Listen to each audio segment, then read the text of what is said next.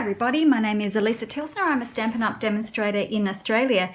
Today I'm going to show you another type of colouring. This one, instead of colouring the focal image, which we would normally do, I'm going to colour the background and leave my focal image as white. So it's sort of like a little bit of a reverse colouring. So the two stamp sets that I'm going to use today is Beautiful Day. Just make sure there's no glare on that. And I do believe both of these are retiring. So there's Beautiful Day, and I've taken the sentiment from Perennial Birthday as well. So I wanted this nice big one down the bottom to sort of fill in, or not fill in, but just make it a little bit bigger than what I would normally do. I'm so used to having smaller images, but because we're sort of colouring in the whole background, I wanted a bigger sentiment. So I have already stamped my butterflies, and I'm using shimmer paper so that I've got a little bit more play with the watercolouring that we're going to do. So we will be using Stays On. So stamp them in Stays On. Stays On is a permanent ink, and you will need that because we are watercolouring and we don't want our colour, our black, to run. I'm just going to pop a bit of scrap underneath my work.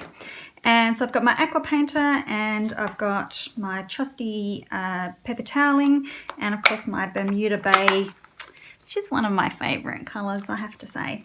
I'm just going to give that a squeeze and transfer a lot of nice ink to the lid. So the first, just make sure I am in again, the first wash that we're going to put down is going to be quite watery. I think I've got enough water in my aqua painter, so we do actually want quite a watery little bit of slush ink going on here because it's such a big background area to fill. We sort of don't want too many heavy water lines. You will get water lines in this, but we try and avoid them on the first wash. So all I'm going to do is just lay down my colour and avoid going into my coloured area. And I will probably speed this up because there's nothing too flash or fancy about it. Just put it all down.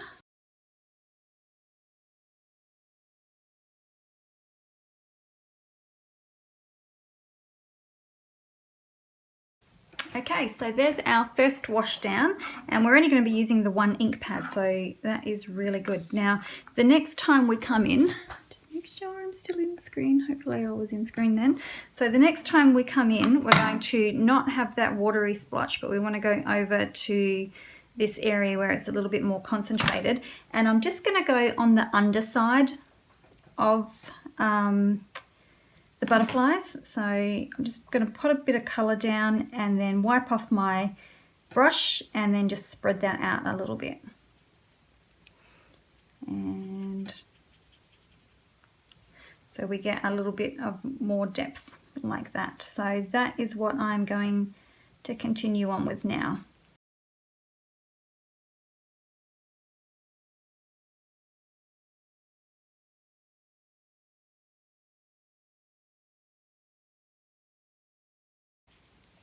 Okay, so now you can see that there's some harsh, well, I'm starting to get some water lines. So if you don't want them, you can just go over with a wet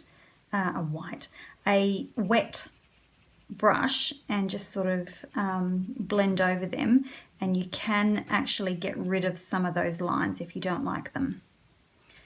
Okay, just let that dry for just a moment because we want to go in once again with a little bit more.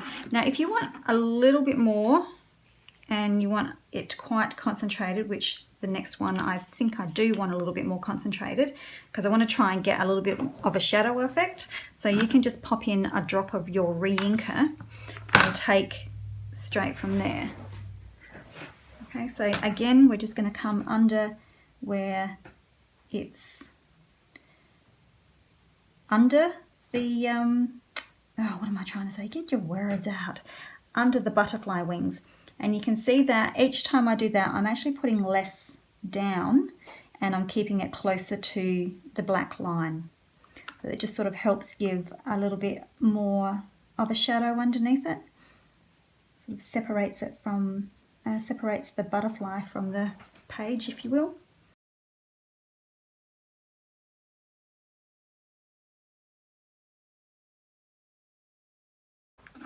there you go. I think I'm going to leave mine just like that. Okay, now assembly is pretty quick and easy. And it's pretty minimal supplies too. So I just have a piece of folded Bermuda Bay card base. And I'm just going to zoom out so that you're not stuck so close.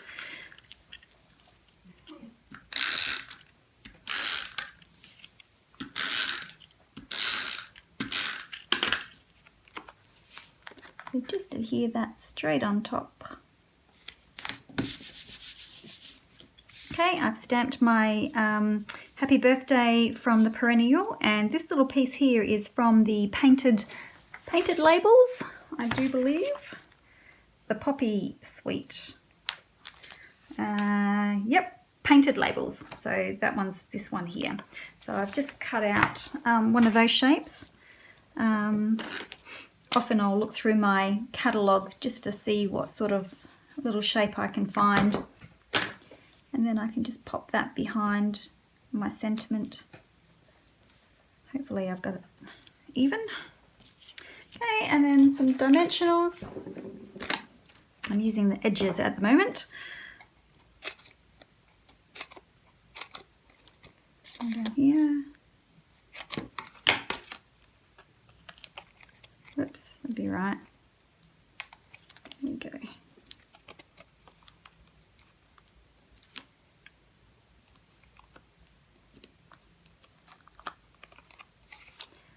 Oh, that one did it as well. Must be the edge there. And I haven't got my glasses on either, I've just realised. No wonder I'm having a little bit of difficulty seeing what I'm doing.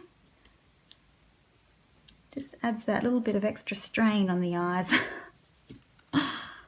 So swing that around the right way. Don't want it to be upside down. And then I'm going to put it over here. Maybe up a little bit. Pop it on there. And then just finally, I'm going to add some of the black sequins. Oops, can't put, you have to be careful where you put some of these sequins because you can't have them like coming out from the bottom of them, if you know what I mean. All right, where's a couple more? One more. I'm trying to find, there's flowers in here and there's normal shaped sequins, and I'm just trying to find the normal ones. You could do flower ones as well. I think that'll do.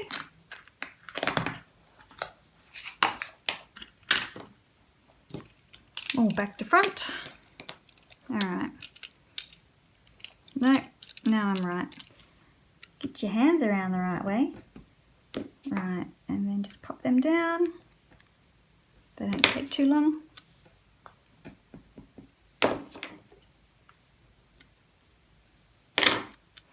So there we have a nice, quick and easy card. A little bit of watercolouring. You don't have to be, because we're just colouring in the reverse of our image. We don't have to be too fussy about whether our focal image is perfect or not, because we're just colouring in the background. Now what I did with this one as well is I just added a little bit of Winkostella to, I'm not sure whether you can see that, I added a bit of Winkostella to bits of the butterfly's wings, and I've just realised that I haven't coloured in that little bit there. I thought it was part of the wing, but it's not. So I'll have to go back and fix that. So there we have it, nice and quick and easy reverse colouring. I'm not sure what else you would call it, but it sort of spotlights and highlights our butterflies in a different way rather than colouring in our focal image. So hopefully you've enjoyed this quick video, and if you liked it, then subscribe and hit the notifications button so that you know when I have a new video for you. Thanks very much for watching, and we'll see you again soon. Bye!